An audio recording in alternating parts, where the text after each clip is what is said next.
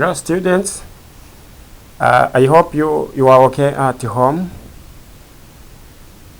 Yeah, today I'm going to teach you different sentences in order to communicate the others.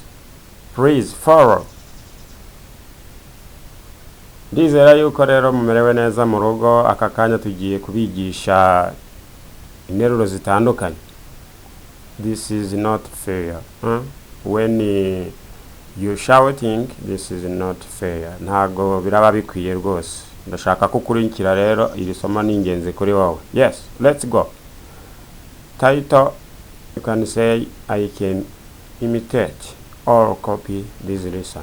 Ugomba kwigana rero, ushobora kwigana cyangwa se ugakopiya iri somo kugira ngo rikugirire akamaro ejo rikazaba ryagufasha mu minsi iri imbere. Africa is a continent with many tourist attractions. Africa is a continent with many tourist attractions. Ushobora kuvuga attractions cyangwa se kuvuga attractions. Yes. Ukuvuga ngo Africa umugabane ubereye ubukerarugendo. Yes. Udatembereye rero ngo umenye Africa nawe rwose waba ugize gute, waba uhomba cyane. Yes, hagati aho rero ndagira ngo umenye iyi nteruro ikishatse kuvuga. Africa is a continent with many tourist attractions. Nkuvuga ngo irabakurura rwose kubera ari nziza, irabakurura n'ingenzi, ibereye buri wese. Yes. She puts too much sugar in the tea. Yashyize isukari y'agahishi mu cyayi. Ni ukuvuga ngo she ni umukobwa. She puts too much sugar in the tea. These children has discipline. Aba bana rwose baritonda cyangwa se bafite discipline, baritonda rwose.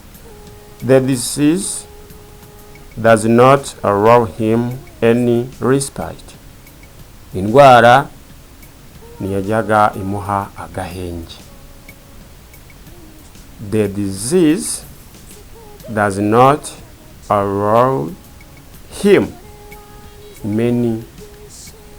any respite. The disease does not allow him any respite.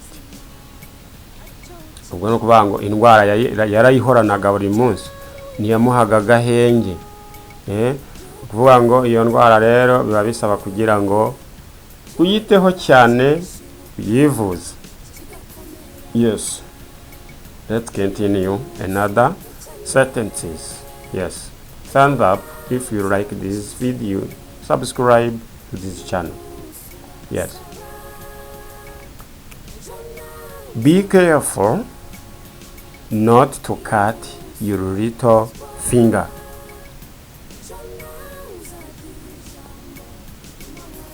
Be careful not to cut your little finger. Be careful not to cut your little finger. Itonde utikata agahera. Yes, utikata agahera cyangwa se utitema agahera. Ushobora kuba uri gupinga potatoes cyangwa se onion. Iyo utitonze rero hari ikintu gitakariramo muri icyo gikorwa cyawe. Yes, niyo mpamvu hano iri kutubwira ati be careful not to cut your little finger. Yes, uritonde rero utazikata urutoki rwawe ngo nuko nguri kwihuta ku murimo ufite. Yes. Whatever they did not to me, was bad faith. Whatever they did not to me, whatever they did, yes, whatever they did to me was bad faith. Ibyo bankoreye byose byari agahimano. Ni ukuvuga ngo ibintu bankoreye ubushize rwose ntago byari byiza kuri njyewe, nabonaga yuko bankoreraga agahimano, baramimye, akaba ari nayo mpamvu rwose mbabaye. I am sad because whatever they did to me was bad faith.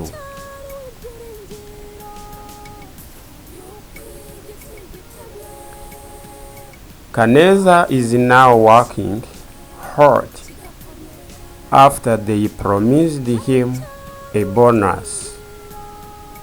Kaneza is now working hard after they promised him a bonus.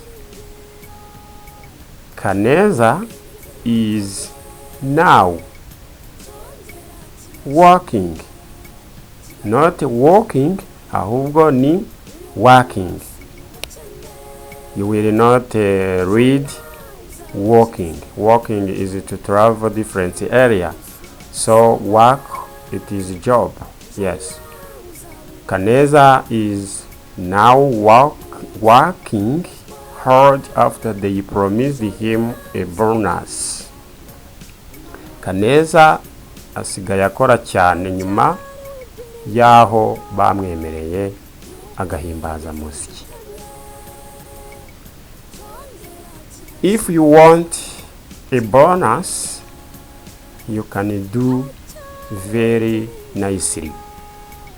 You can do very nicely. If you want to get a bonus from boss, you can do very nicely. Niba ushaka rero agahimbaza musiki, ugomba gukorera boss wawe neza.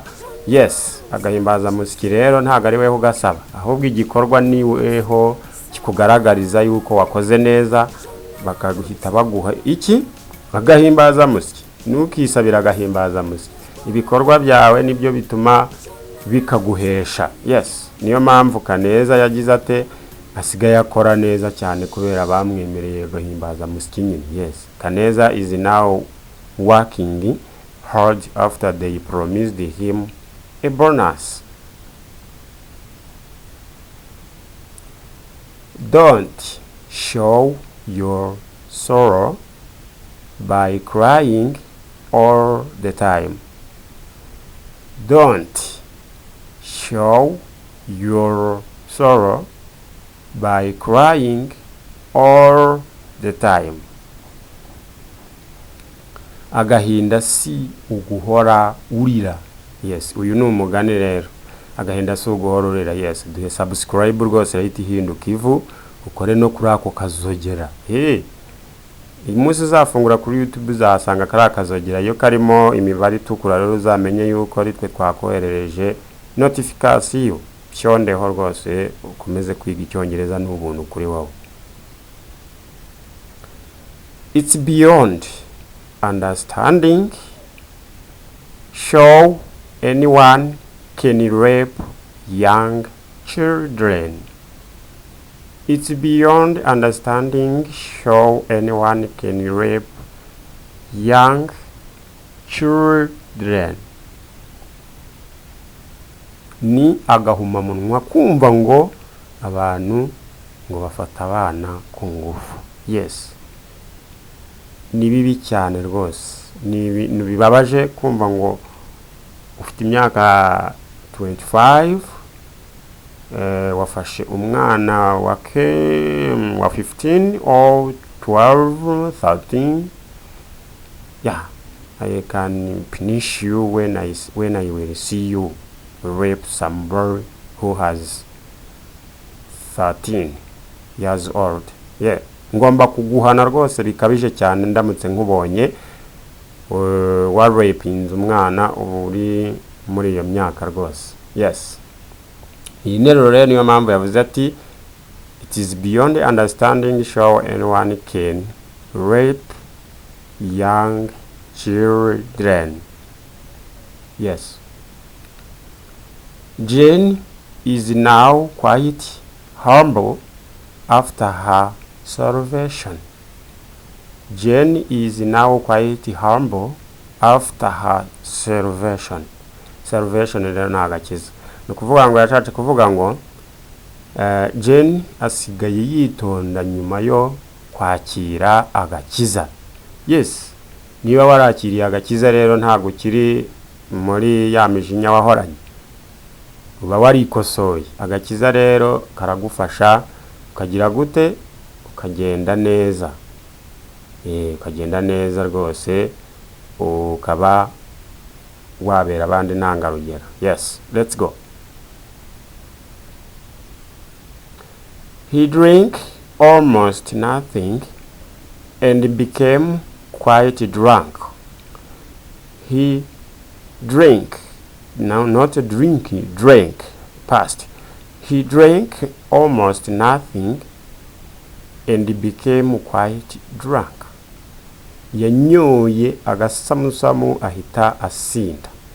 Ni kuvuga ngo yanyoye ubusa ni nko kwa konde bavuga ngo umusinzi ubundi asinda izo yavumbye. Yes, nibyo.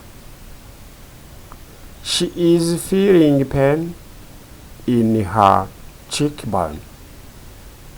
She is feeling pain in her cheekbone. Ni ukuvuga ngo asigaye ababara agasenda baboye. Ni ukuvuga ngo ni umukobwa. She is feeling, ni ukuvuga ngo we ababara iki, agasenda baboye. Yes, thank you. If you like this video, thumbs up. Ugomba kuduha like na comment niba ubona yuko rwose ibi bigufitiye akamaro. Thank you very much.